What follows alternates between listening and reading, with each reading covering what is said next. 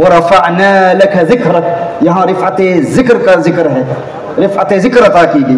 तो ये सब अताएँ हैं जो अल्लाह जल्ल व अला ने अपने महबूब करीम सल्लल्लाहु अलैहि वसल्लम को नेमतों की सूरत में अता किया है। और फिर ये सिलसिला जारी रहता है। और फिर इन्ना आतैना कल कौसर, इसमें अल कौसर ने गोया कि तमाम अताओं को अपने अंदर समो लिया है। अल कौसर में गोया कि ये इसकी पीक है जो अल्लाह जल्ल व अला ने अपने हबीब करीम सल्लल्लाहु अलैहि वसल्लम को अता फरमाया। फिर अगर मज़ीद हम गौर करें इस अल कौसर पर, कुछ कलाम हम करेंगे इंशाअल्लाह। ये कुरान करीम की जो आखिरी 10 सूरतें हैं, last 10 Suraj of the Quran, इसकी तफसीर मौदूई, एक ख़ास फ़न है तफसीर का, तफसीर मौदूई, थीमेटिक तफसीर ऑफ द कुरान, जिसमें सूरतों का रब्त बयान किया जाता है मौज़ूआत के एतबार से, और आपस में सूरतों की कोरिलेशन क्या है, इर्तिबात क्या है, लिंक क्या है, ताल्लुक़ क्या है, उसका जिक्र होता है। तो ये जो लास्ट आखिरी 10 सूरतें हैं कुरान करीम की, अगर इनको गौर से पढ़ा जाए, समझा जाए, तो महसूस यूँ होता है गोया कि ये आखिरी 10 सूरतें तमाम कुरान करीम का खुलासा है। कुरान के तमाम मज़ामीन, तमाम उन्वान जो हैं, उनका इशारा इन आखिरी 10 सूरतों में हमें मिलता है। और वो 10 सूरतें, उनका आगाज़ कहाँ से होता है? सूरा फील से होता है, अलम तरा कैफ़ फ़अल रब्बुका बिअस्हाबिल फील। और इन 10 सूरतों में से जो पहली 7 सूरतें हैं, उनमें हुजूर अकरम सल्लल्लाहु अलैहि वसल्लम की मुकम्मल सीरत का जिक्र है, यानी सीरत मुस्तफ़ा सल्लल्लाहु अलैहि वसल्लम का जिक्र गोया कि सूरा फील से इसका आगाज़ होता है। और ये 7 सूरतें, यानी आखिरी 10 सूरतों में से जो पहली 7 सूरतें हैं, ये सीरत मुस्तफ़ा सल्लल्लाहु अलैहि वसल्लम के मुताल्लिक़ है। और आखिरी 3 सूरतें जो हैं, सूरत तौहीद है, इसे सूरह इखलास भी कहते हैं, सूरह मुकश्शिशा भी कहते हैं, सूरत नूर भी कहते हैं, सूरत बराआ भी कहते हैं, कुल हुवल्लाहु अहद, यहाँ से तौहीद का जिक्र होता है। और अल्लाहु समद, इसकी तफसीर है कुल आऊज़ु बिरब्बिल फलक और कुल आऊज़ु बिरब्बिन नास, यानी अल्लाह बेनियाज है, अल्लाह को किसी की हाजत नहीं, सब उसकी हाजतमंद है। और जब हम उससे मदद तलब करते हैं तो हम कहते हैं या अल्लाह, हम तेरी पनाह में आते हैं, तू हमारा मददगार है। कुल आऊज़ु बिरब्बिल फलक और कुल आऊज़ु बिरब्बिन नास, गोया कि अस्समद के आगे मज़ीद तफसीर इन 2 सूरतों में है। तो ये आखिरी 3 सूरतें ये तौहीद के मुताल्लिक़ हैं, यानी पूरे कुरान का जो खुलासा है आखिरी 10 सूरतों में है। और उन 10 सूरतों में जो पहली 7 हैं वो सीरत के मुताल्लिक़ हैं, और जो आखिरी 3 हैं वो तौहीद के मुताल्लिक़ हैं। इसमें भी एक इशारा है कि सीरत का जिक्र पहले है, तौहीद का जिक्र बाद में, क्योंकि अक्ली दलाइल के ज़रिए, रैशनल प्रूफ्स के ज़रिए अल्लाह जल्ल व अला के वजूद को समझा जा सकता है। अक्ल सही भी एक दलील है अल्लाह के वजूद के लिए, लेकिन तौहीद की हकीकत तक रसाई हासिल करना यह हुजूर अकरम सल्लल्लाहु अलैहि वसल्लम के वसीले के बगैर मुमकिन नहीं है। हुजूर का कुर्ब हासिल करेंगे तो अल्लाह का कुर्ब मिलेगा। आज एथिज़म का फितना बड़ी तेज़ी से फैल रहा है दुनिया में, इल्हाद का फितना, और मुस्लिम ममालिक में फैल रहा है। जब हमारे नौजवान मुसलमान कहते हैं कि हम अल्लाह के वजूद को नहीं मानते अलियाज़ुबिल्लाह, तो हम कहते हैं, और कुछ लोग तो इतनी रऊनत से कहते हैं कि अल्लाह है तो दिखाओ, जब तक देखेंगे नहीं उस वक्त तक मानेंगे नहीं। और अगर करीब है, शहरक से भी ज़्यादा करीब है, तो बताओ फिर नज़र क्यों नहीं आता? तो एक उसूल में बहुत आसान अल्फाज में बयान करता हूँ कि गायत कुर्ब गायत खिफा का सबब होती है। गायत कुर्ब गायत खिफा का सबब होती है। जो चीज़ इंसान से जितनी करीब हो इतनी ही उसकी निगाहों से दूर होती चली जाती है। कहा जाता है अगर अल्लाह शहरग से भी ज़्यादा करीब है तो नज़र क्यों नहीं आता? जो चीज़ करीब है वो नज़र आती है। तो अल्लाह अगर तुम्हारी शहरग से भी ज़्यादा करीब है, कुरान कहता है, तो फिर दिखाओ नज़र क्यों नहीं आता? तो ये उसूल याद रखें, जो चीज़ इंसान से जितनी करीब हो इतनी ही उसकी निगाहों से ओझल होती चली जाती है। मिसाल के तौर पर ये मेरी उंगली है, मैं इसको देख रहा हूँ, ये करीब है अब भी नजर आ रही है, करीब है अब भी नजर आ रही है, और करीब है अब जरा धुंधली सी नजर आ रही है, और करीब है अब बिल्कुल नजर नहीं आ रही। यानी जो चीज इंसान के जितने करीब हो इतनी ही उसकी निगाहों से गायब होती चली जाती है। मिसाल के तौर पर इंसान की आंखें इंसान के माथे के बहुत करीब हैं, जो कहता है जब तक देखूंगा नहीं उस वक्त तक मानूंगा नहीं। उनसे हम सवाल करते हैं कि बताओ क्या तुम्हारी आंखें हैं, आंखों का वजूद है? हर एक शख्स कहता है हम आंखों को मानते हैं, हमारी आंखें हैं। भाई अगर आंखें हैं तो क्या तुमने अपनी आंखों को कभी देखा है? क्या किसी ने कभी अपनी आंखों को देखा है? क्या कोई कह सकता है कि मैंने अपनी आंखों को देखा है? अगर देखा है, अगर कोई ये दावा करता है कि मैंने अपनी आंखों को देखा है, तो मैं उससे पूछना चाहूंगा, बता तूने अपनी इन आंखों को कैसे देखा है? कहा मैंने खुद तो नहीं देखा, लेकिन किसी देखने वाले ने बताया है तेरी आंखें हैं, तो उसके बताने पर मैंने एतमाद कर लिया। किसी देखने वाले ने, किसी अहले नजर ने बताया है कि तेरी नजर है, तेरी निगाह है, तू देख सकता है, तो उसकी बात पर एतमाद करते हुए, यकीन करते हुए मैंने तस्लीम कर लिया मेरी आंखें हैं, मैंने खुद तो नहीं देखा आंखों को। अच्छा उससे ये पूछें कि जिसने तेरी आंखों को देखा है और उसने बताया कि तेरी आंखें हैं, उसने तेरी आंखों को अपनी किन आंखों के साथ देखा था? जिसने तुझे बताया कि तेरी आंखें हैं, उसने तेरी आंखों को अपनी किन आंखों से देखा था? उसने भी तेरी आंखों को अपनी उन्हीं आंखों से देखा था जिन आंखों को उसने भी कभी नहीं देखा था। भाई मैं स्पीच खत्म कर दूंगा, अगर आपने लाइव किया तो मैं उठ के चला जाऊंगा। लाइव भी कोई ना करे और बात भी कोई ना करे, तब तवज्जो से समाअत फरमाएं। अगर किसी का लाइव अभी है तो बंद कर दें, क्योंकि वहाँ यूके से फिर फ़ोन आएंगे। हमने कमिटमेंट की थी, ये बड़ी वाज़ेह बात की थी, तो प्लीज़ आप डिस्टर्बेंस ना करें। माहौल भी जो है इस पर असर पड़ता है और गुफ्तगू का जो है ना रब्त भी कायम नहीं रहता। मैं अर्ज़ कर रहा था, एक शख्स कहता है कि मैंने अपनी आंखों के वजूद को माना। क्यों? तूने देखा है अपनी आंखों को? मैंने नहीं देखा। तो क्यों मानता है? कहा किसी देखने वाले ने बताया। तो उससे पूछ ले, उसने तेरी आंखों को किन आंखों से देखा है? उसने भी अपनी उन आंखों से देखा है जिन आंखों को उसने भी कभी नहीं देखा था। तो तूने एक अंधे की बात पे यकीन कर लिया, उसने भी अपनी आंखों को नहीं देखा, तूने उसकी बात को मान लिया कि तेरी आंखें हैं। एक शख्स कहता है मैंने अपनी आंखों को देखा। मैंने कहा अच्छा तूने कैसे देखा? होते हैं ना बड़े इल्म के मुद्दई, बड़े इल्म के तुर्रम खान, वो कहते हैं मैंने अपनी आंखों को देखा। मैंने कहा तूने अपनी आंखों को कैसे देखा? कहा मैंने अपनी आंखों को आईने में देखा है। कहाँ देखा है?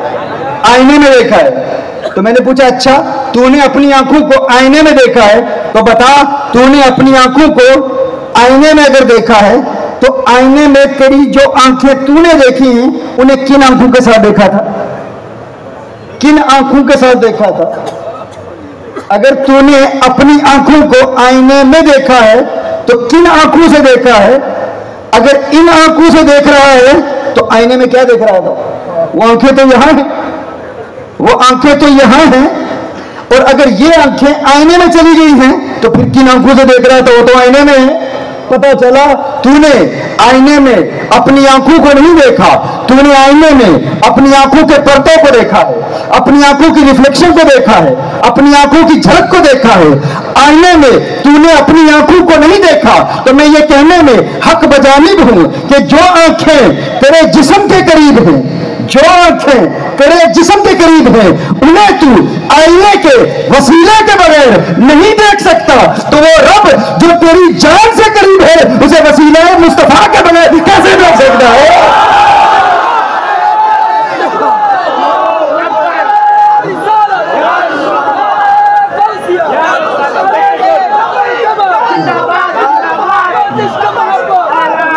वो आंखें जो तेरे जिस्म के करीब हैं उन्हें तू आईने के वसीले के बगैर नहीं देख सकता, तो वो रब जो तेरी जान से करीब है उसे वसीला मुस्तफा के बगैर कैसे देख सकता?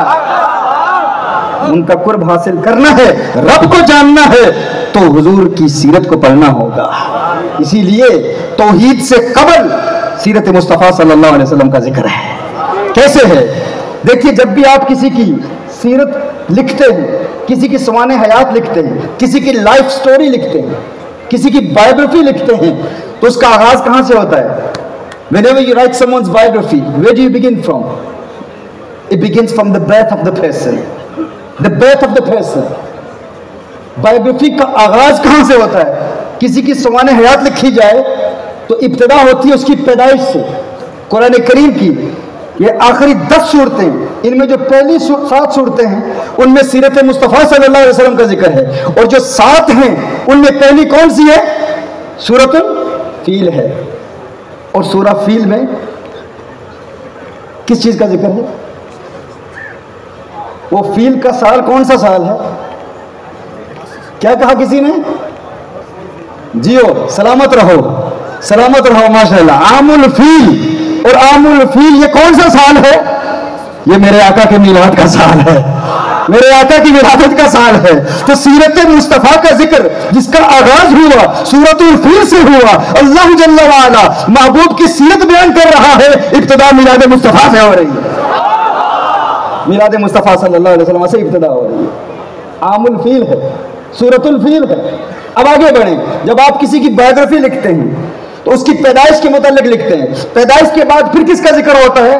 उसका ताल्लुक कौन से कबीले से है, उसका फैमिली बैकग्राउंड क्या है, भाई उसका शजरा क्या है, खानदानी पस मंजर बयान किया जाता है, फैमिली बैकग्राउंड बयान किया जाता है, किस कबीले से ताल्लुक है। सूरा फील के बाद कौन सी सूरा है? सूरा कुरैश है। महबूब के मिलाद का जिक्र, फिर महबूब के खानदान का जिक्र हो रहा है, महबूब के कबीले का जिक्र हो रहा है। इसे रब्त बैनुल आयात कहते हैं, सूरतों का रब्त कहते हैं। ये तफसीर मौजू ही है।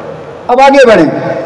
आप खानदानी पस मंजर बयान करने के बाद फिर क्या बयान करते हैं? फिर बताते हैं कि किस माशरे में, किस माहौल में विलादत हुई, किन लोगों की तरफ भेजा गया, वो कम्युनिटी कैसी थी, वो सिविलाइजेशन कैसी थी, वो सोसाइटी कैसी थी, उनके पॉजिटिव पहलू कैसे थे, उनमें नेगेटिविटी किस हवाले से थी, अखलाकी कदरें कैसी थी, उनका माहौल कैसा था, क्या वो पुख्ता लोग थे, सच्चे लोग थे, मुस्बत लोग थे या मनफी लोग थे।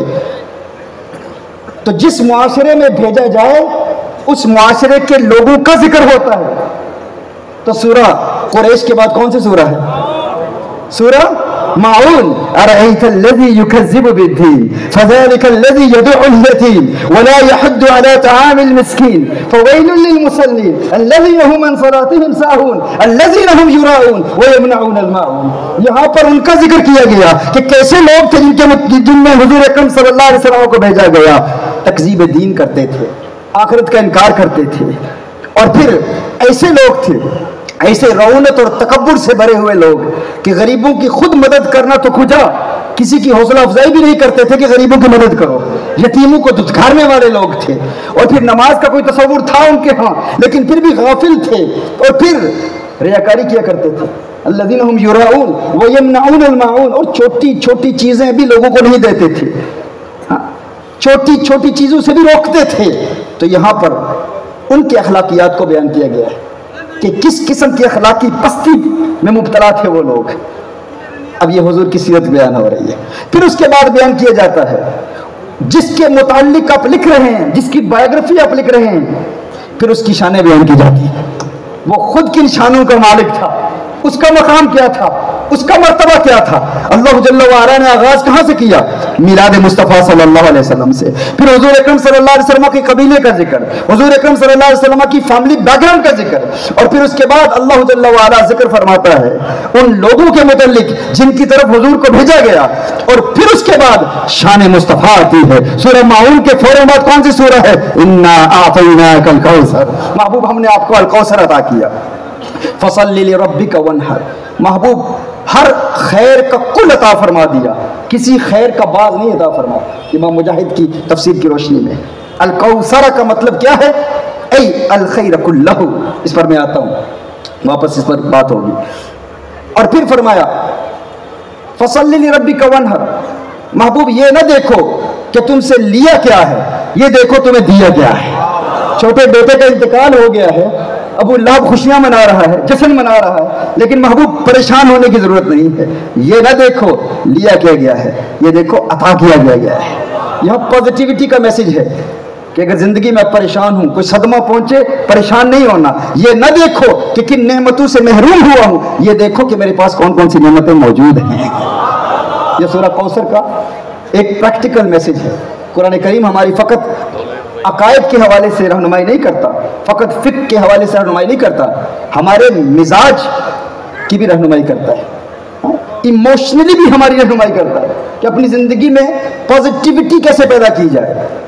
फरमाया महबूब आप सिर्फ नमाज पढ़ें, कुर्बानी दें, फसल्ली लिरब्बिका वन्हर, और जो दुश्मन आपके खिलाफ बोल रहे हैं, अलियाज़ु बिल्लाह कह रहे हैं कि ये शाख अब सूख चुकी है, कदिन कता नस्लुहु, अलियाज़ु बिल्लाह। आस बिन वाइल और दीगर लोगों ने जो कहा था कि अब इनका कोई जाननशीन ही नहीं है, अब इनका पैगाम कौन पहुंचाएगा, बेटे का तो इंतकाल हो गया है। फरमाया महबूब ये जो कुछ भी कहते रहें इनकी परवाह न करो, तुम नमाज पढ़ो, कुर्बानी दो और अल्लाह की अताओं पर शुक्र अदा करते रहो। जहां तक तुम्हारे दुश्मनों का ताल्लुक है, इन्ना शानियका हुवल अब्तर, उन्हें अल्लाह ताला खुद ब खुद तबाह बर्बाद कर देगा। अब अब्तर कौन है, यहां पर एक क्वेश्चन मार्क है, जिक्र नहीं हुआ कि अब्तर है कौन। उसका जवाब आगे वाली सूरत में आ गया। अब्तर जो हर खैर से महरूम रहेगा, हर खैर से महरूम है, वो है कौन। ज़हन में सवाल पैदा होता है। अल्लाह ने फरमाया इन्ना शानियका हुवल अब्तर, महबूब ये तेरा दुश्मन है, वही अब्तर है, वही हर खैर से महरूम है। वो है कौन, यह क्वेश्चन मार्क है। उसका आगे जवाब है कुल या अय्युहल काफिरून। यहां जवाब आ गया कि वो कुफार हैं। तो देखिए जब शान बयान की जाती है, जिसकी बायोग्राफी लिखी जाती है उसकी शान बयान की जाती है, शान बयान करने के बाद फिर उसके दुश्मनों का जिक्र आता है कि उसके दुश्मन कौन है, किनके साथ मुकाबला है। फरमाया कुल या अय्युहल काफिरून ला अअबुदु मा तअबुदून। यहां कुफार का जिक्र आ गया। यहां मक्की जिंदगी का जिक्र मुकम्मल होता है। ये 5 सूरतें मक्का मुकरमा के मुतल्लिक हैं। उसके बाद फिर मदनी जिंदगी का आगाज आता है। इज़ा जाअ नस्रुल्लाहि वल फतह व रअयत अन्नास यदखुलून फी दीनिल्लाहि अफ़वाजा। ये फतह नुसरत का वक्त आता है, यहाँ उसका जिक्र आता है। महबूब आपको अल्लाह जल्ल व अला किस तरह फतह से हमकिनार फरमाएगा, जब लोग फौज दर फौज आपके साथ शामिल होते चले जाएंगे, और जब वो उरूज मिलता है तो फिर सारे दुश्मन तबाह बर्बाद हो जाते हैं। तब्बत यदा अबी लहब व तब मा अगना अन्हु मालुहु व मा कसब। यहाँ पर सीरत मुस्तफ़ा सल्लल्लाहु अलैहि वसल्लम मुकम्मल होती है। फिर सूरह इखलास से, सूरह तौहीद से, तौहीद का जिक्र शुरू होता है। कुल हुवल्लाहु अहद अल्लाहु समद लम यलिद व लम यूलद व लम यकुल लहु कुफुवन अहद। यहाँ भी देखें, यहाँ फरमाया, यहाँ ज़हन में एक सवाल पैदा होता है कि तब्बत यदा अबी लहब व तब, यहाँ पर कुल नहीं आया, कुल या ये नहीं फरमाया महबूब आप फरमा दीजिए, लेकिन सूरह इखलास में आया कुल हुवल्लाहु अहद, महबूब आप फरमा दीजिए अल्लाह एक है। इसी तरह सूरह अल कौसर में भी कुल नहीं आया, महबूब आप फरमा दीजिए कि अल्लाह ने आपको अल कौसर अता फरमाया। वहाँ ये नहीं फरमाया महबूब आप फरमा दीजिए, लेकिन जब तौहीद का जिक्र आया फरमाया महबूब आप फरमा दीजिए। क्यों, यहाँ कुल है, सूरह कौसर में भी कुल नहीं है, और तब्बत यदा अबी लहब व तब में भी कुल नहीं है, यानी फरमाया महबूब आप फरमा दीजिए। क्यों, इसमें भी एक हिकमत है। अच्छा, इनका रब्त देखें, कॉरेलेशन देखें, वजन देखें, कुरान करीम की आयत का सजा देखें। तब्बत यदा अबी लहब व तब मा अगना अन्हु मालुहु व मा कसब सयस्ला नारन ज़ात लहब व इम्रअतुहु हम्मालतल हतब फी जीदिहा हब्लुम मिन मसद कुल हुवल्लाहु अहद अल्लाहुस समद लम यलिद व लम यूलद व लम यकुल लहु कुफुवन अहद। देखा ना, वजन एक है, एक ही तरतीब है। क्यों, क्योंकि इनमें भी रब्त है, बड़ा खूबसूरत रब्त है। अब तवज्जो फरमाएंगे तो आपको अब महसूस होंगे इंशाअल्लाह। और सूरह अल कौसर में भी, सूरह अल कौसर और सूरह इखलास, ये 2 सूरतें जिन्हें हर शख्स प्यार करता है। इनकी मोहब्बत अल्लाह जल्ल व अला ने बच्चे बच्चे के दिल में डाल दी। हर शख्स जानता है ना सूरह अल कौसर, हर एक को आती है, हमारे बच्चे बच्चे को आती है। सूरह तौहीद, सूरह इखलास बच्चे बच्चे को आती है। क्यों, एक तो ये देखें सूरह इखलास में अल्लाह के गुस्ताखों का रद है और सूरह कौसर में हुजूर के गुस्ताखों का रद है। क्यों? सूरह कौसर का पस मंजर क्या है? गुस्ताखों ने